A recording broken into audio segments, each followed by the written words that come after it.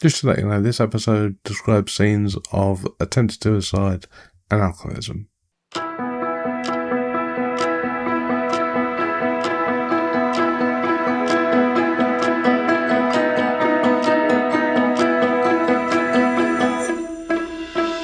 Welcome to Filmability. My name is Joel Fisher. I am the author of Filmability, a history of split in cinema, which you can find on Amazon and Kindle and paperback. Welcome if this is your first time listening. Welcome back if you've listened before. Remember, you can find me wherever you get your podcast, so don't forget to like, share, subscribe, comment, and all that good stuff. This week I'll be talking about City Lights, the classic silent movie starring, directed by, written by, and even composed by Charlie Chaplin. A silent movie that came out in the era where talkies were becoming more popular, but Charlie Chaplin bucked the trend, put his own money behind it, and it became the highest grossing film of 1931. As usual, I would suggest that you watch City Lights before continuing with the podcast, because I will be spoiling everything. You can find City Lights for free in the UK on Amazon Prime, or you can buy or rent it digitally or in physical form everywhere else.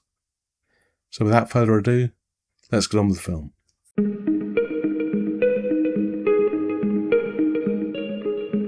Okay, so before I begin, I should say, it should be obvious. This is a silent movie, so a lot of the descriptions will be what happens in the film, and there is very little dialogue, occasionally, that comes up on cards, though. So let's get on with it and see what happens. The film opens with a busy city street, a crowd gathered to an event, and the card that comes up says, "To the people of this city, we donate this monument, peace and prosperity." A man comes up to give a speech, and another woman comes up to speak, shaking hands with the man, and she tugs on a ribbon, and it unveils a statue, and it has the tramp asleep in the middle of it. The tramp is, of course, played by Charlie Chaplin. He wakes up as everybody looks confused. He climbs down from the statue, but he gets his trousers caught on the sword of one of the figures on the statue. But then the national anthem starts playing, sort of seemingly out of nowhere, and everybody stands up and salutes, and including the tramp, who tries his best to stand up despite the fact that he's got a sword in his trousers, and he tries to hold his hat to his chest as well. He then eventually gets the sword off himself and does up his shoelaces by kneeling on the statue, and he gets goaded by the crowd who think he's disrespecting it, and then eventually gets off and he leaves. In the streets, a couple of boys are making fun of the tramp. One is holding a newspaper and he goes up to confront them. They apologise, but then they continue making fun of him as he leaves.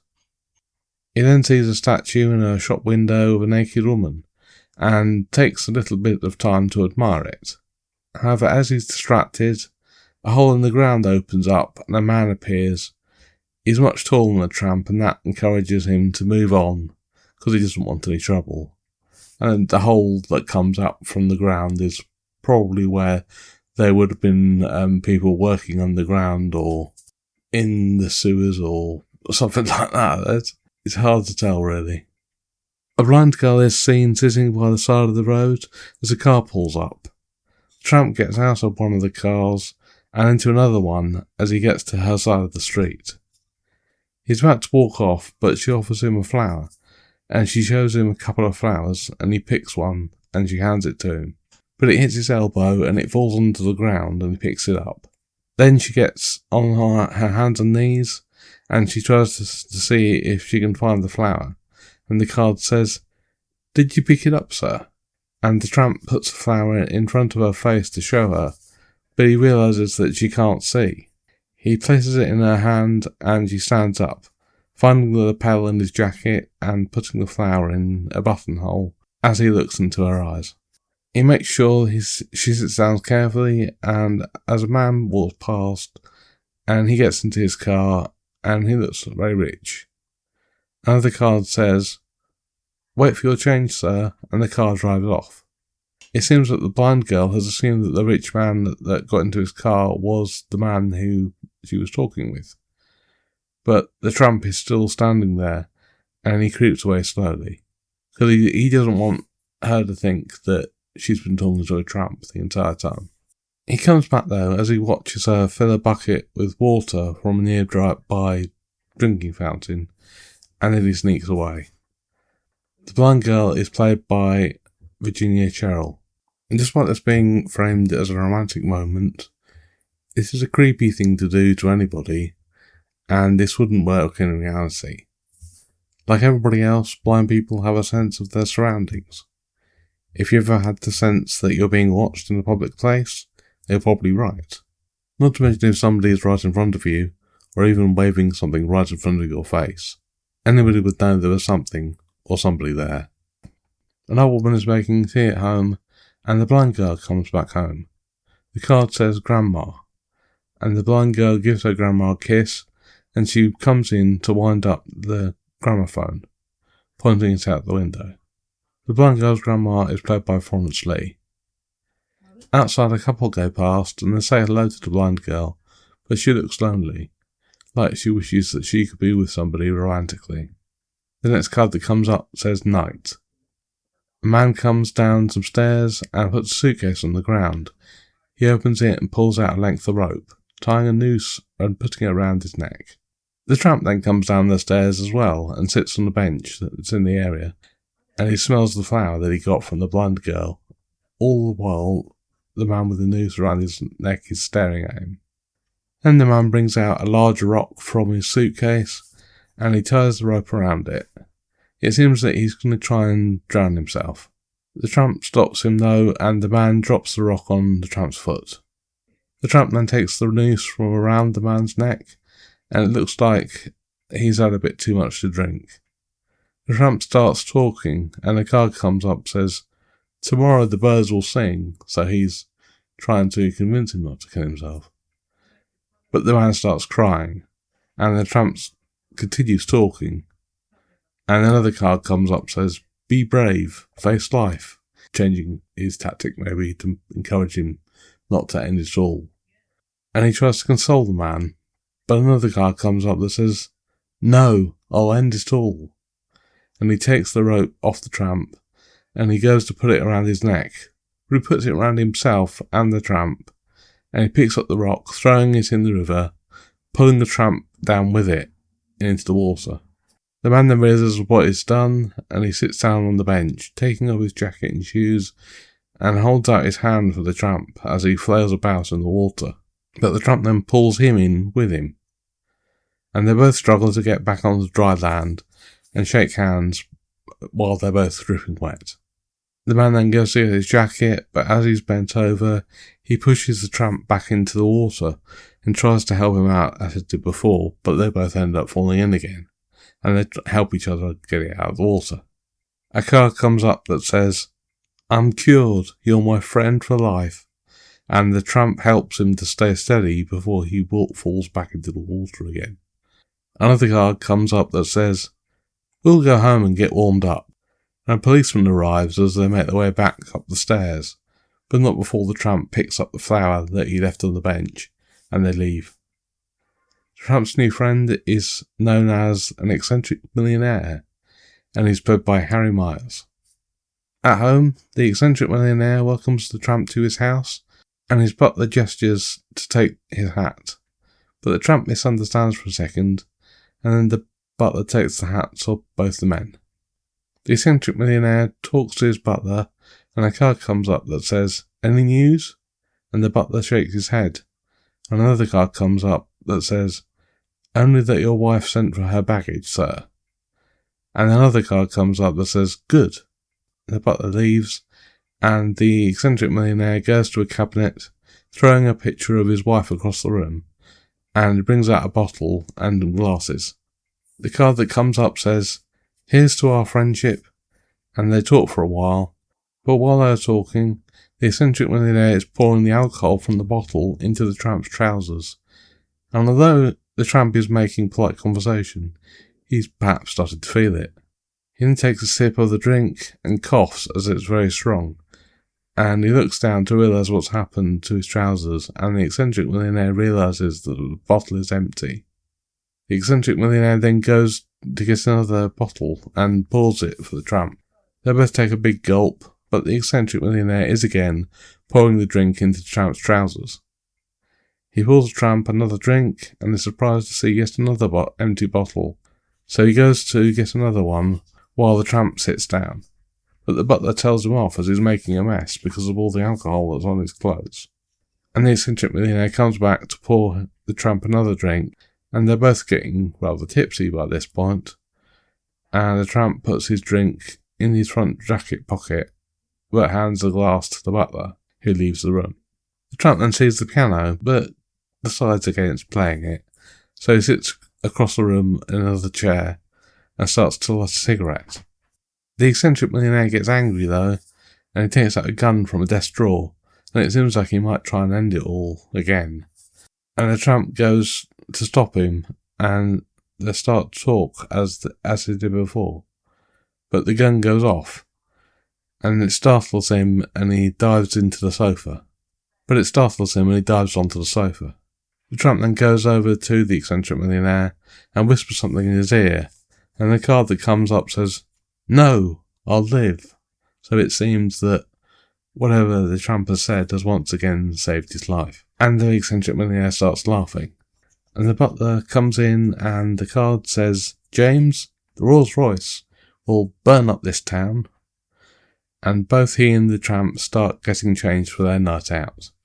The butler's name is James, and although he's not credited in that way, he's played by Al Ernest Garcia. At a club, both the eccentric millionaire and the tramp arrive, and a woman comes to take their hats. But the tramp thinks that another man took his hat, and he starts to get a little bit angry. The mistake gets cleared up though, as they are shown to the table and they head across the dance floor.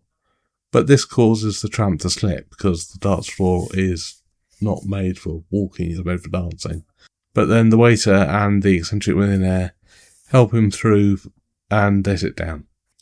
Then a woman comes up to the table, and the eccentric millionaire takes 2 cigars, putting one in the tramp's mouth, and as he puts it down, the eccentric millionaire puts the other one in his mouth as well. And just as he's going to light it, he lights it, and then he does the same as the other cigarette that was put into the tramp's mouth. They both sit there smoking, and their dinner arrives, and the tramp throws his cigar away, and it lands on a woman's seat as she sits down, and she immediately sits back up again with a start as her dress catches fire. The tramp tries to help to put it out by patting her on the behind, but the woman gets angry because she thinks that he's touching her up, and the tramp then gets out a soda spray bottle and sprays her dress with it, and she leaves in a hurry. The man that she is with starts to fight with the tramp, and the eccentric millionaire takes a chair away from somebody just as they are about to sit down, and that man falls on the floor. But the eccentric millionaire ends up sitting down on this chair anyway. And the other man gets angry at him and he starts to fight, but the tramp stops him, and the eccentric millionaire sits back down again, taking the tramp's chair just as he was about to sit down himself.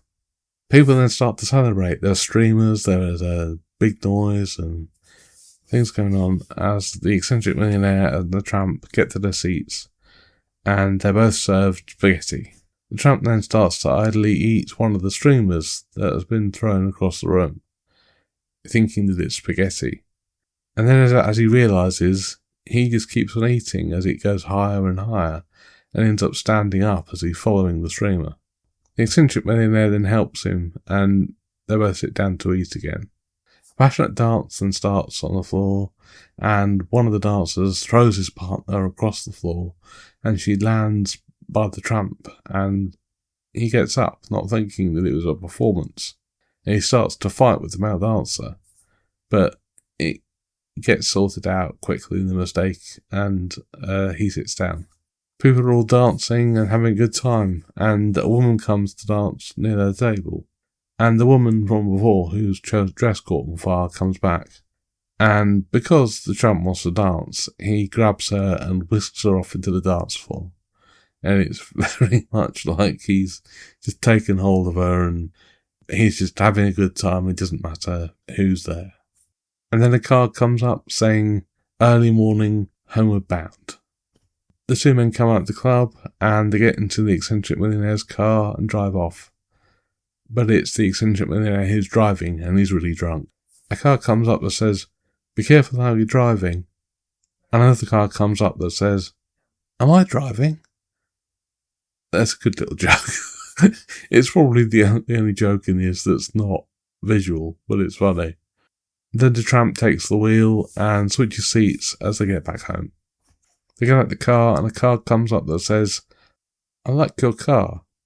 And another car comes up that says, "And keep it, it's yours." And they shake hands despite the eccentric millionaire still being very drunk. And the tramp then presses the doorbell and the butler opens it to let them in. And they carry the eccentric millionaire inside. However, the butler then shoos the tramp away and closes the door. The tramp then sits down on the doorstep as the blind girl comes along, and he watches her. Inside, the eccentric millionaire is angry with his butler, and the card comes up saying, "Where's my friend?" It seems the butler is explaining what happened, and another card comes up saying, "Let him in, he's my guest." The butler goes outside, and the tramp is a bit reluctant as he wants to follow the blind girl, but he goes inside and hugs the eccentric millionaire. A card comes up that says, "Let's buy some flowers," and the tramp takes some money, running out of the house and hurriedly going to see the blind girl. She then gives him all the flowers in her basket, and a card comes up that says, "Here's $10.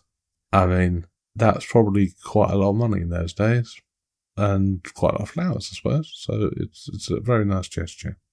Another card comes up that says, "I haven't any change, sir," but he insists and invites her to come with him, taking her arm, but not before he hooks his arm round the handle of the basket.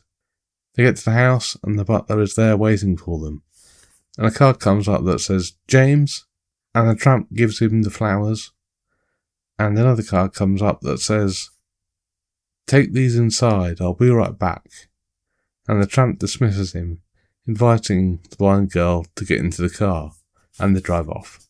They're back at her place, and there's a cat sitting on the windowsill above them, and a card comes up that says, "Thank you for your kindness, sir," and she goes back to the house. She takes her basket, but he holds her hand and kisses it.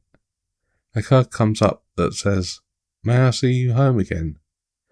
Another card comes up that says, "Whenever you wish, sir."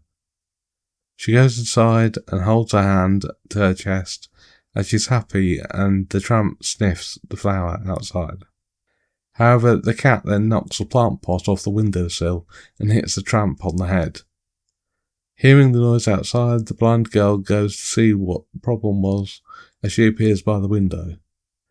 The tramp then gets closer as she goes back inside, and he watches her from the window as he's standing on the barrel. Another man then comes out from his front door, next door, and he sees that the tramp, and he thinks that he's a pervert. I mean, he's been a bit creepy, but I don't know.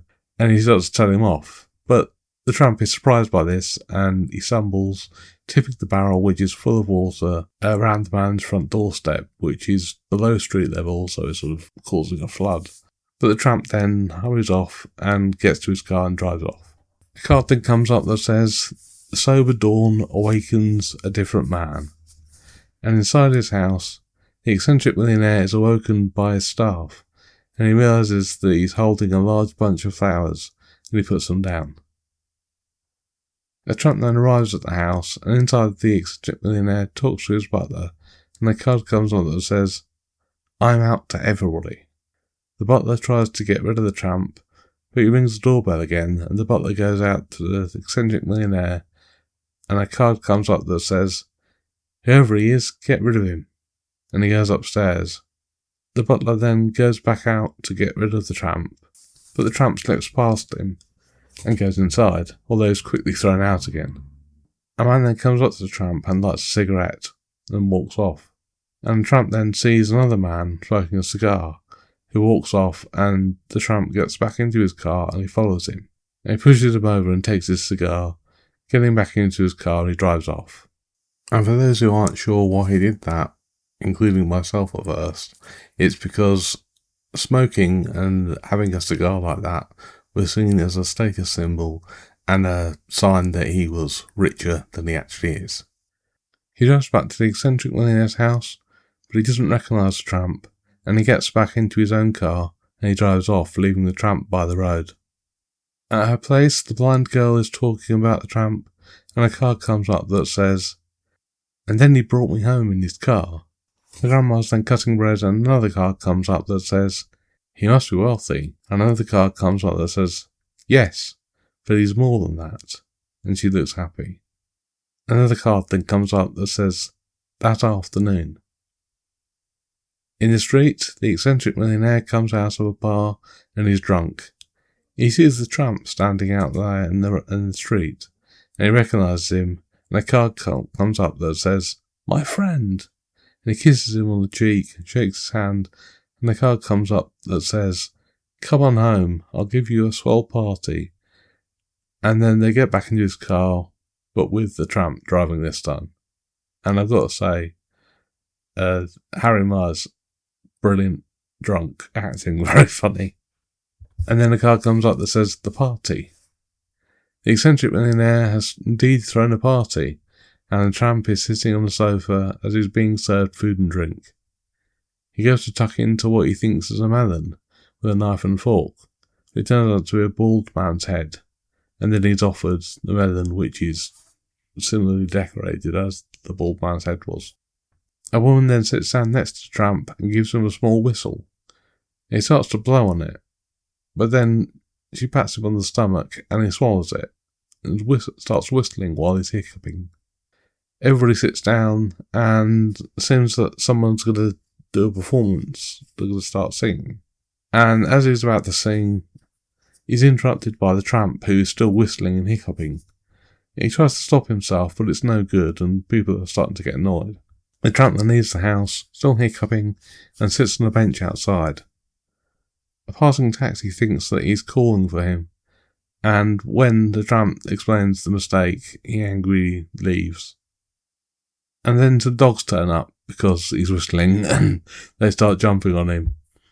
He goes back inside, followed by a large group of dogs, and it interrupts the performance that's going on inside. And a card comes up that says, "The morning after." The tramp wakes up in bed in the house and he has his pyjamas on. The eccentric millionaire wakes up in bed too, and the tramp gets back into his bed and lays down next to him, and he tries to go back to sleep. The eccentric millionaire is confused now because he's sober, and he calls for his butler, and they get the tramp out of bed. He tries to take some breakfast, but they get it off of him and dump his clothes by his feet. The eccentric millionaire is having breakfast, and one of his staff is putting a sticker on his suitcase. The sticker says he's going to Europe, and this was a common thing at the time where you'd put a sticker on your suitcase to show where you're going, and after you've been there, it would show where you've been.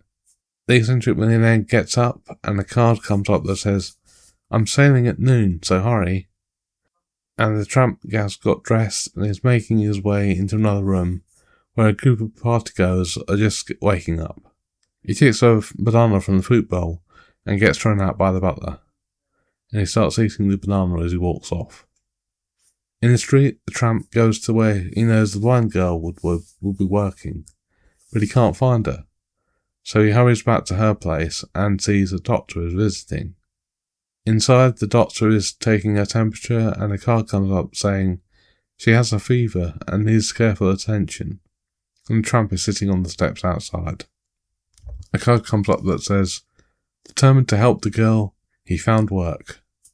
And we cut to him all dressed in white and pushing a cart by the road. It seems that he's a street sweeper. And he comes to a pile of horse manure and he shovels it up into the trash bin. And there's some more horses to pass as he goes down the road. And he puts his hands on his hips, frustrated that he thinks he's going to have to clean their up as well. And he heads back, but there's an elephant that comes past him, walking in the other direction, and the implication is, you think the horse is going to be bad, try cleaning that up. The screen then shows a letter which says, "Final notice. Madam, you are owing $22 rent. Unless paid by tomorrow morning, we shall take possession. Grandma's holding the note, and she looks worried.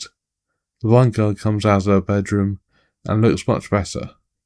A card comes up that says, Grandma, he's coming today. And she sits down.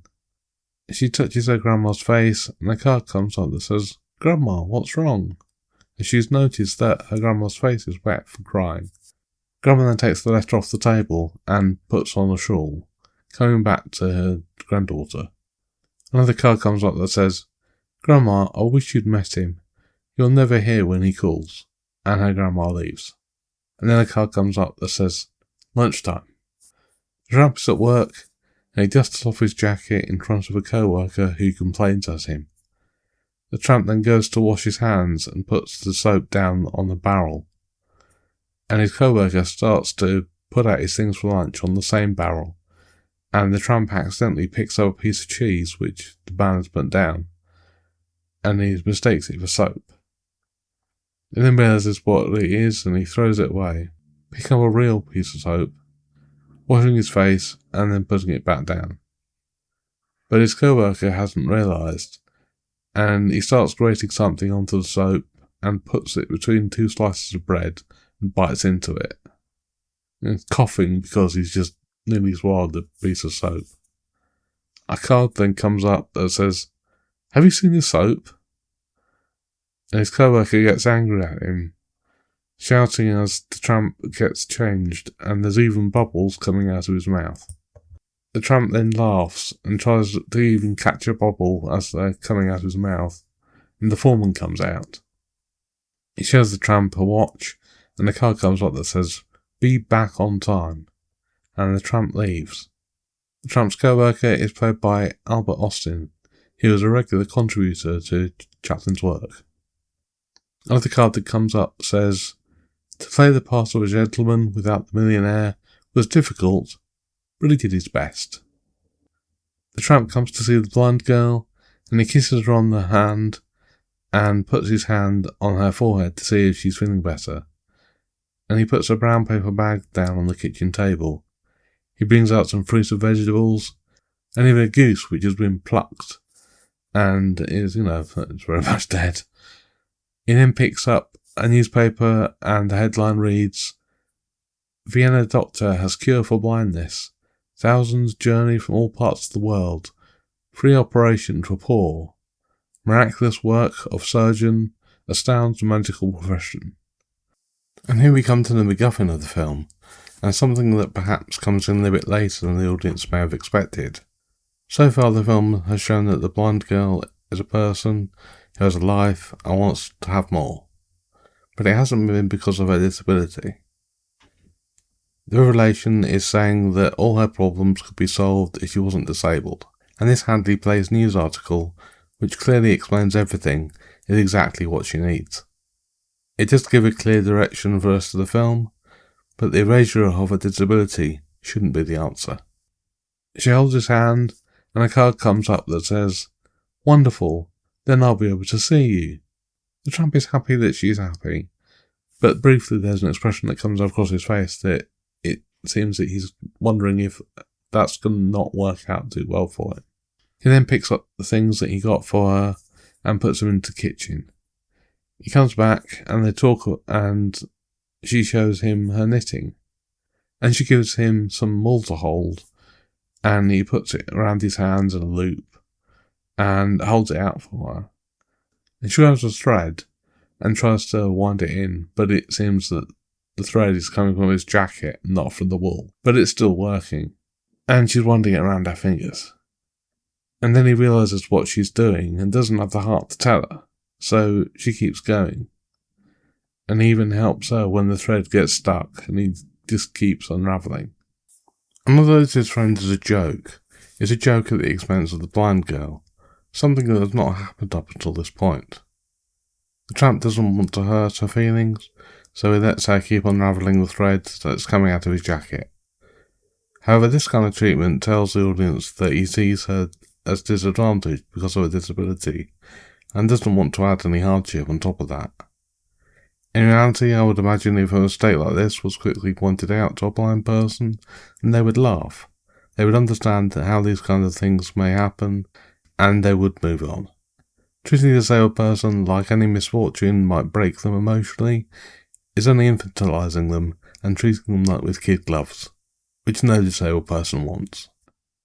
Outside, Grandma is sitting where the blind girl was earlier, and she's selling flowers to passers-by, although it doesn't seem like she's getting much interest.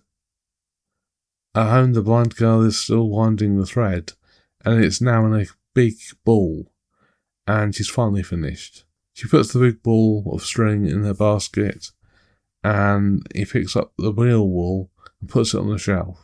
He then winds up the gramophone and picks up a book, sitting back down with the blind girl, and a letter falls out. He tells the blind girl about it, and a card comes up saying, "For me? Read it, please." And so he opens it, and we see the eviction notice from before, and he reads it out to her. She puts her head into her hands and starts crying. He figures out what to do, and a card comes up that reads, "No, don't worry, I'll pay it the first thing in the morning." And he puts the book down on the kitchen table and heads out the door, assuring her that he'll pay off her debt, and he leaves. And then a card comes up on the screen that says, "Late." The tramp rushes to work. Despite the fact that the foreman told him to get to work on time, he's still late, and the foreman arrives. He shows the tramp his watch, and a card comes up that says, "You're late for the last time." The tramp tests, and another man arrives, but a card comes up that says, "Get out," and the foreman leaves. The man who just came out, though, calls the tramp over, and it seems that he may be coming out of a boxer's entrance, and it seems that there's a large poster of a boxer outside. The tramp then goes over to him, and a card comes up that says, "Do you want to make some easy money?" The tramp nods, and the scene fades out as if the man keeps talking. And then a card comes up that says, "That night." The tramp is in the changing room with all the other boxers, and he's wearing a large pair of boxing gloves, and still wearing his bowler hat with his jacket draped over his shoulders. Another boxer gets up and starts shadowboxing, and it frightens the tramp, as he's getting a bit too close. Another boxer comes up to him and shows him how to put his gloves on properly, and a card comes up that says, "Remember, we split 50-50, and you promise you won't hurt me." And the boxer agrees, continuing to help the tramp put on his gloves. A card comes up that says, "Be careful, the boss might hear us." And he goes to put on his own boxing gloves as the tramp gets up, feeling more confident now as he starts to shadowbox himself and struts around. The tramp now wants to go drink, but he comes back because he needs help to get his boxing gloves off, and then he goes to get a drink of water. A man comes into the dressing room and he gives the boxer a note, and it says, "Eddie Mason, Main Street Arena. Get out of town. The cops are after you. Jim." The boxer rushes to put his clothes on and heads out the door and is stopped by the boss. A card then appears on the screen that says, "I've got to beat it, boss," and he rushes out the door. Another man is seen passing by, and the boss calls him in. A card comes up that says, "Do you want to fight a $50 purse? Winner takes all?" And the man agrees, and the boss introduces him to the tramp. A card comes up that says, "You'll fight him." And the tramp sits down as his new opponent starts to get undressed. He lights his opponent's cigarette, and his new opponent blows a cloud of smoke into the tramp's face. The tramp's new opponent is played by Hank Mann. Another boxer then picks up a horseshoe and kisses it, rubbing it all over his face. He then picks up a rabbit's foot and kisses it and rubs it under his chin and behind his ears. A card then comes up that says, "That's my lucky rabbit's foot." And Tramp takes it from him and he starts to rub it behind his ears too, looking over at his opponent. So people then come in and the lucky boxer goes into the ring. The Tramp is sitting nervously by his opponent as he is still getting undressed and putting on his gloves. The tramp then leads over to his opponent, and a card comes up that says, "Let's take it easy, and we'll split 50-50. His opponent disagrees, and a card comes up that says, "Winner takes all." The tramp then stands up, holding the horseshoe and the rabbit's foot, and waving them around, and kissing them, and rubbing them on his face. The people from the ring then come back, and it turns out the lucky boxer has been knocked out, and they're trying to revive him. So not so lucky after all. The tramp then tries to rub some of the things that he thinks that he's got from the horseshoe and the rabbit's foot off of him. So making congratulate the winner of the boxing match, and he adjusts his boots, getting closer to the tramp's opponent. They get into an argument, and the tramp's opponent knocks him out with one punch. His team try to revive him as the tramp's legs start to buckle from underneath him, and he takes out some smelling salts. And it's time for the boxing match now, and the tramp goes out with a bucket, and it's sort of implied that he's trying to pretend he's actually not going to be boxing. He then sits down though in the corner of the ring, and the other men encourage him, and they both get up. And the tramp tries to be nice, shaking his opponent's hand in hopes that he won't knock him out. And the match starts, and the referee stands between them, as the tramp tries to hide behind the referee, but he gets in a jab or two. But then the ref moves, and the tramp hugs his opponent, and it gets broken up again by the referee, and they continue fighting, but the tramp is playing dirty and trying to wear down his opponent. He even then gets to launch himself from the ropes, and on the third time he does it, he hits the referee instead of his opponent. The match continues, but eventually the bell rings for the end of the round one. The men come to check if he's okay, and then the blind girl appears by his side and he starts kissing her hand, although it turns out it's a hallucination, and he's really kissing the hand of his trainer. The bell then rings from round two, and the tramp then ends up behind his opponent, who then starts fighting the ref in the confusion, with the tramp acting as the referee. But the referee stops all this, and they continue. But the tramp rings the bell to end the round, but then the ref rings the bell again to make sure that it continues. They keep fighting, and eventually they knock each other out simultaneously. The ref then starts counting them out, but they keep getting back up, and then eventually they're both standing up again, and the fight continues. The bell rope even gets wrapped around the tramp's neck, and as he gets punched and falls on his back, it rings, and as he gets up to go and sit down, it rings again, and he thinks that the next round has started, so he gets up, and this goes on for a couple of times. The ref intervenes though, and takes the rope off of his neck, and the tramp then faints, and his opponent is declared the winner. The tramp then is laid out in the changing room, and his boxing gloves are hung up above him as he comes to, and the boxing gloves falls off the wall and hits him on the head, knocking him out again. A card comes up that says, "Still hoping to get money for the girl, he wandered the city." And there he is in the street, as a crowd comes up out of a building and a car pulls up. A card comes up that says, "Back from Europe." And it seems that it's the eccentric millionaire's car. And he's drunk again, and immediately recognises the tramp, hugs him and kisses him, and they get into his car and they drive off. Back home, the butler puts on the lights, and two of the men are hiding behind the sofa. They dash behind a curtain as the eccentric millionaire and the tramp come home. The butler then takes their hats, and the tramp sits down on the sofa.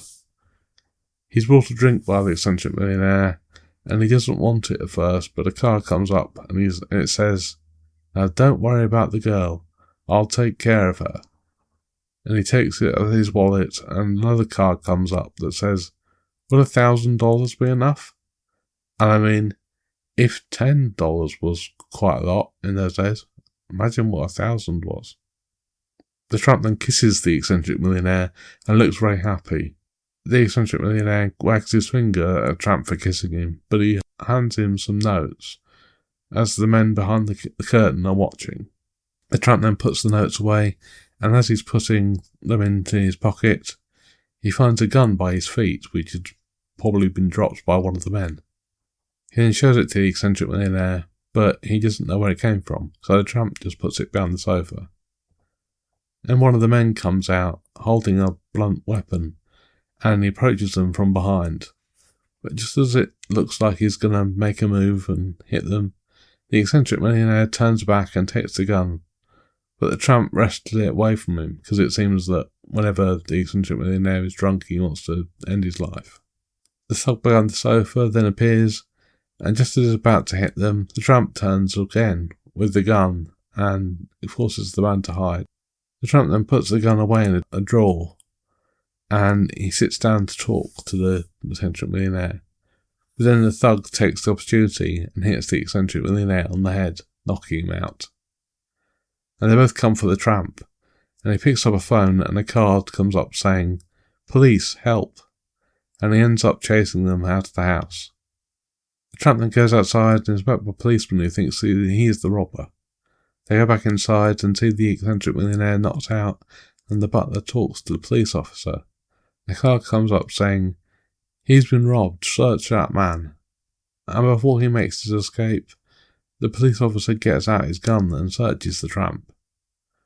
The butler also holds up his own gun, and the tramp manages to get it off of him by distracting him as the eccentric millionaire is coming to. The tramp then ends up waving his gun at the police officer, but he realises his mistake and gives the police officer the gun. A card then comes up that says, "Where did you get this money?"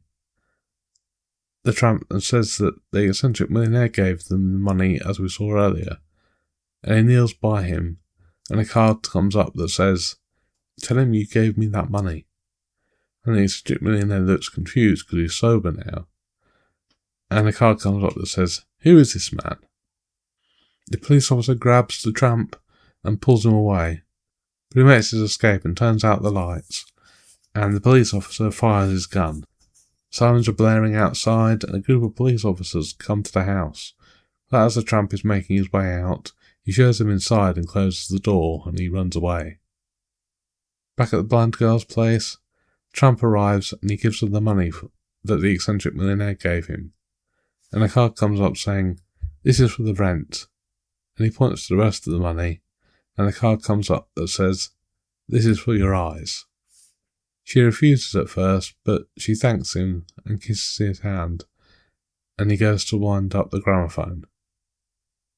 He takes his hat and cane, and he goes to her, and a card comes up saying, "I must be going." She stands up though, and another card comes up saying, "How can I ever thank you?" He kisses her hand, reminding her that the money is for her eyes, and he goes to the door. Another card comes up that says, "You're not going away," and he nods, and another card comes up saying, "For a while."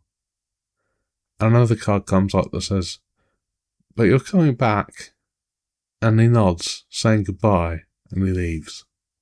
In the street, the tramp sees the boys who were making fun of him earlier. He's approached by two undercover officers who arrest him and take him away, and then take him to prison, and their days are passing on the calendar. And then a card comes up, and it says, "Autumn." Seeing as Charlie Chaplin is British and would have said autumn rather than the American term fall, this is probably how it got in the film. The blind girl is arranging flowers in a shop, and she gives a punch to her grandma, and it seems that she can see now, and the tramp is making his way down the road, and he stops where the girl was selling flowers, but she's not there. And this is coming to the climax of the film, and the audience may have guessed where this has been going. However, there's a framing for the blind girl's story that is problematic. There's this misconception that if somebody is disabled, then they must secretly want to be cured. It's seen as the ultimate dream, and although City Lights is nearly 100 years old at the time of recording, it's still something that's thought about disabled people today. The pity that a disabled person receives because of disability tells that disabled person that there's something wrong with them, and without a disability, their life would have been much better. I can only think that perhaps her getting a proper job at a shop, rather than selling flowers by the side of the road, is a commentary on how people don't see people behind disabilities, although I doubt it. Back at the flower shop, a car pulls up and a rich man goes inside. He sees the flower girl, and it seems that it was love at first sight. A card comes up that says, "I'd like to order some flowers." And as he leaves, it seems that she thinks that he was the man who saved her life. Her grandma comes up to her, and the card comes up and says, "Why, what's the matter, child?" And the girl sits down, and another card comes up and says, "Nothing, only I thought he had returned." Outside, the boys who made fun of the tramp see him, and one of them even fires a pea shooter at him. The tramp sees them but ignores them, and he keeps walking, but another pea hits him in the back of the head, and he tells them off, but they keep teasing him. And then the flower girl sweeps out some flowers into the road, and the tramp sees a flower similar to the one that he was given before. He bends over to try and pick it up, but one of the boys grabs the back of his trousers and pulls out the handkerchief, and it distracts him. The flower seller and her grandmother are watching from the shop window and laughing. He puts his handkerchief back, but then he ends up being face to face with the flower girl, and he stops in his tracks, smiling at her. She smiles back nervously, and a card comes up that says, "I've made a conquest." And she laughs, turning back to her grandma.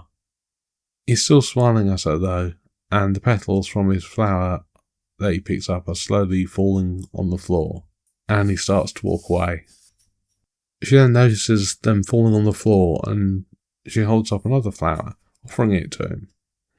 But then he starts to walk away.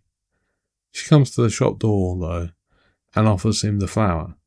She gets closer and holds his hand, and as she's holding his hand, she starts to recognise something in him, and it dawns on her that this was the man who helped her.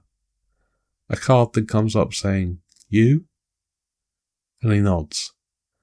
Another card comes up saying, "You can see now?" And he points to his eyes. She nods, and a card comes up saying, "Yes, I can see now." And they look into each other's eyes.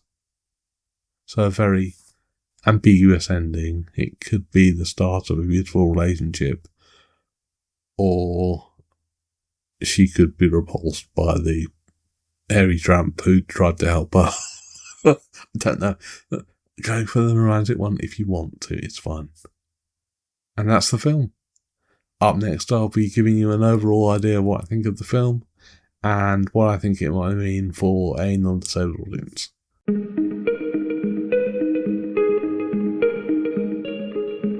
City Lights is a classic heartwarming romantic comedy which still holds up today in most respects. Telling a story in a traditional way that made Charlie Chaplin a star, City Lights lays it out without a single spoken word, although a card or two has a good written joke. Audiences at the time may have been overwhelmed by the romance of the story and felt particular pity for the blind girl, only for the ending to leave the audience in tears. However, they may never really think about whether those tears were for the tramp finding love, or for the inspirational story of the blind girl finally seeing. In reality, blind people find love every day, and perhaps as the film shows, it's how they're treated that makes a person fall in love, rather than their appearance. Although City Lights may come to that revelation, it does feel unnecessary for the blind girl to see, so that she can come to that conclusion herself. Okay, so up next, I'm going to talk about the trivia.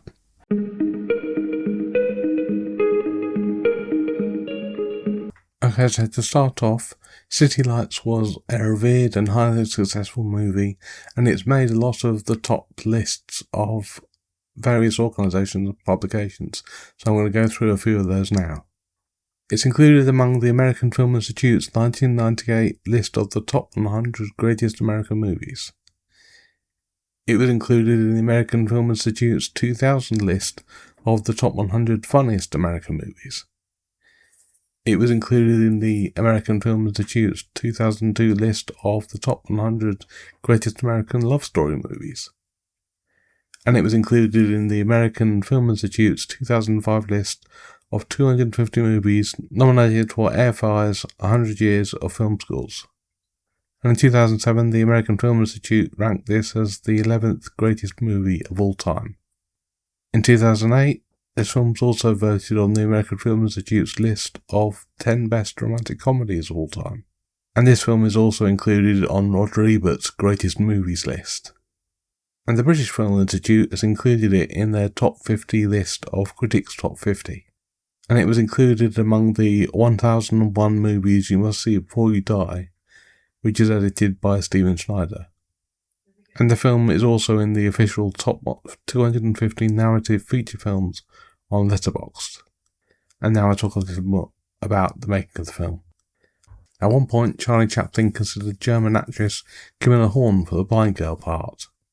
Chaplin invited Albert Einstein and his wife Elsa to join him at the Los Angeles premiere on January 30th, 1931. When the house lights went up, Chaplin was surprised to see Einstein's eyes tearing at the final scene. Chaplin said in his autobiography that he had not known Einstein to be so sentimental. Chaplin reshot the scene in which the little tramp buys a flower for the blind flower girl 342 times, as he couldn't find a satisfactory way of showing that she thought the mute tramp was wealthy. Chaplin's penchant for perfection carried over into all aspects of the production. He had a very clear vision as to how every scene should play. Robert Parrish, who had a small part as one of the newsboys who pelt the tramp with pea shooters, remembered in 1991. Chaplin was a dervish.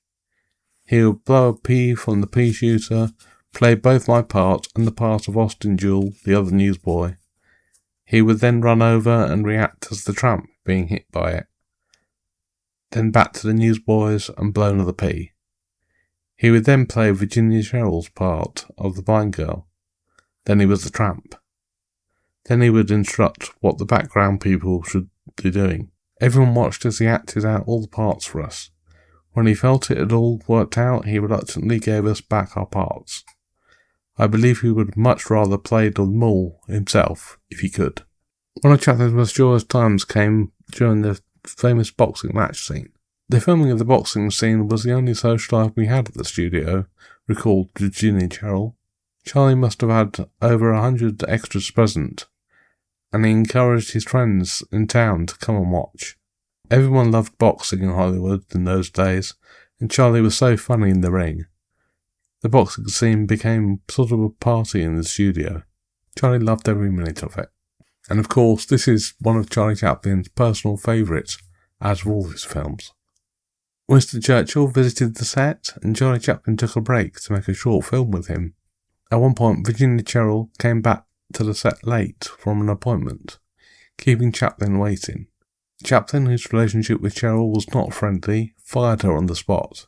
He intended to reshoot the film with Georgia Hale, his heroine from The Gold Rush from 1925. He even reshot the final scene between the tramp and the flower girl with Hale in the role. However, Chaplin had already spent far too much time and money on the project to start over.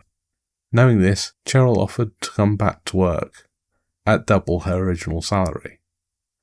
Chaplin reluctantly agreed, and the film was completed. And that's from an interview with Virginia Cheryl from 1983 in a thing called Unknown Chaplin. And quite frankly, I think that's quite clever of her to do that. At the beginning of the film, a town official and a woman dedicating a statue can be heard uttering nondescript words by way of a paper reed mouth instrument. The sounds were made by Chaplin himself, and this is the first time that his voice was heard on film. Chaplin had interviewed several actresses to play the blind flower girl, but was unimpressed with all of them. While seeing a film shoot with bathing women in a Santa Monica beach, he found a casual acquaintance in Virginia Cheryl. She waved and asked if she would ever get the chance to work with him. After a series of poor auditions for other actresses, Chaplin eventually invited her to do a screen test, and she was the first actress to subtly and convincingly portray a blind person on screen, due to her nearsightedness. In terms of years, this was Charlie Chaplin's longest undertaking. It was in production for over 3 years, from 31st of December 1927 to 22nd of January 1931, although he only shot for 180 days. For subplot, Chaplin first considered a character even lower in the social scale, a black newsboy. The millionaire plot was based on an old idea that Chaplin had for a short, where two billionaires pick up the little tramp from the city dump and show him a good time in expensive clubs, and then drop him back off at the dump. So when he woke up, the tramp would not know if it was real or if it was a dream. This was rewritten into a millionaire who was a friend of the tramp when drunk, but does not recognise him when sober. The film was inordinately expensive, in excess of $1.5 million, mainly because Chaplin kept his cast and crew on standby for 22 months, even though he only actually shot for 179 days.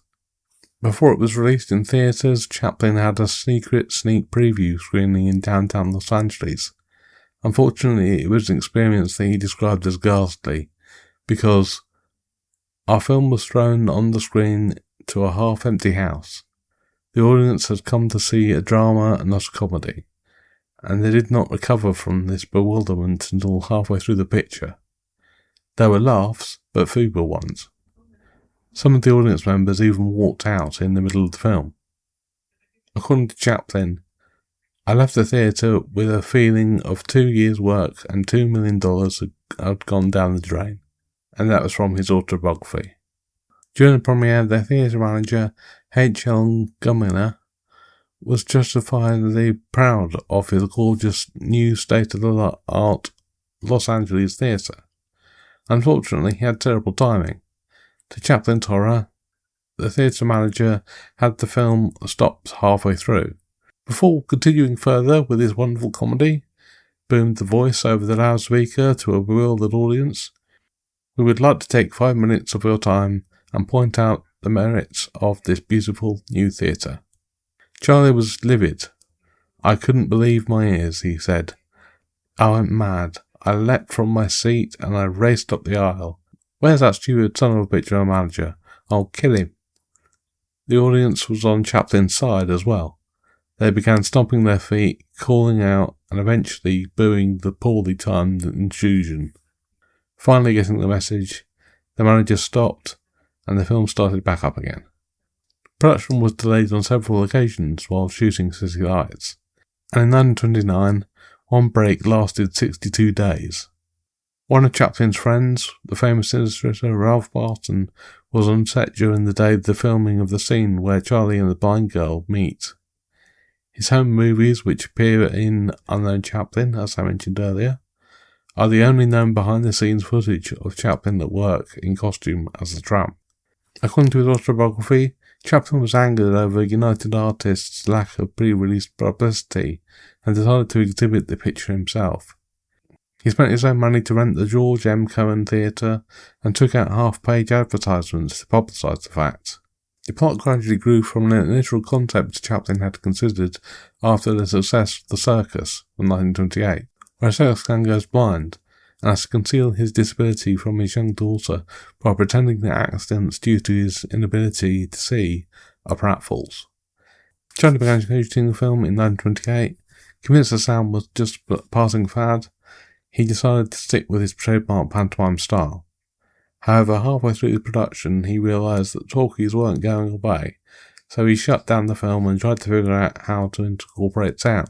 He was further hindered by the Wall Street crash. Talk about timing. The premiere opened the Los Angeles Theatre. It was the first time a gala premiere was held in downtown Los Angeles rather than in Hollywood. Chaplin spent $1.5 million of his own money in making the film. A river was built at Chaplin's studio, which covered an area of 5 acres and cost $15,000 to construct. 2 streets representing a downtown business section were also constructed at a cost of $100,000. The film premiered in New York on February 6, 1931 at the George M. Cohan Theatre. The line to see the film was reportedly enormous, and the impatient cinema-goers nearly devolved into an angry mob. Reportedly, a bystander saw the long line and quipped, "Is it a bread line or a bank closing?" Henry Clive was originally cast as the millionaire, but when he refused to fall in the water in a necessary scene, Chaplin fired him and hired Harry Myers. Some sources say that Clive had a cold at the time and asked Chaplin if they could wait until the sun had warmed the water before getting in. Charlie responded by promptly replacing him with a new actor. When the film was released in 1950, it was banned in Memphis, Tennessee, by censor Lloyd T. Benford because of Chaplin's immoral character. This judgment resulted from several personal incidences that plagued Chaplin's career. Even though he gave great confidence in the film, Chaplin still couldn't help but worry that he would be seen as old-fashioned for making a silent movie. Now 40 years old, the Tramp, who had been one of the world's top box office stars for over a decade, could feel the public's interest in his career slowly waning. In the past, my work had usually stimulated interest among producers, he said in his 1964 autobiography, but now they were too preoccupied with the success of the talkies. As time went on, I began to feel outside of things. I guess I had been spoiled. The millionaire's car is 1924 Rolls-Royce 4050 HP Silver Ghost with body by Springfield Coach Works of Massachusetts. Note the right-hand drive. An example of this car in 2023 will be worth well into six figures. If it was the car used in the film, it would be worth substantially more. Possibly one of Chaplin's own automobiles at the time.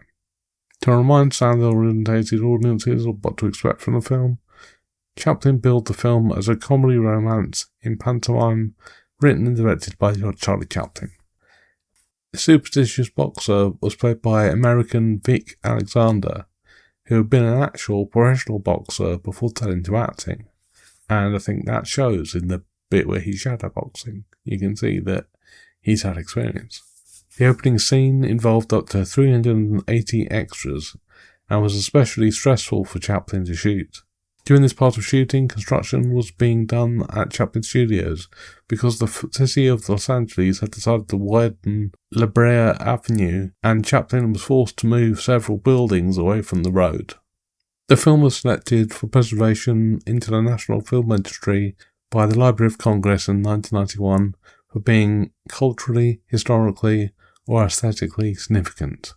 A scene where the Tramp attempts to retrieve a stick that was stuck from a starboard grating was filmed, but it was removed at Chaplin's insistence.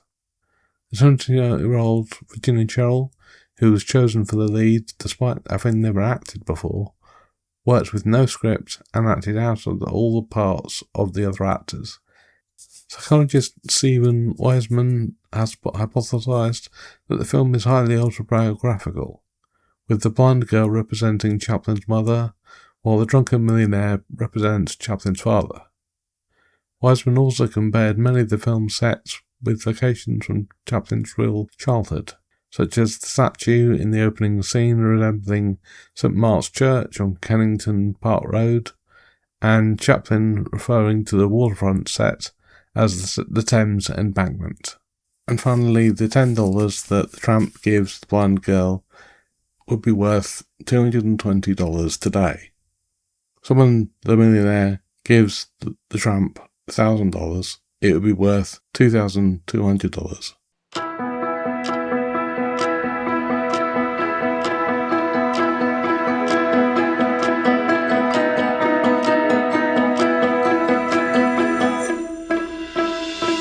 Okay, that's it for this week.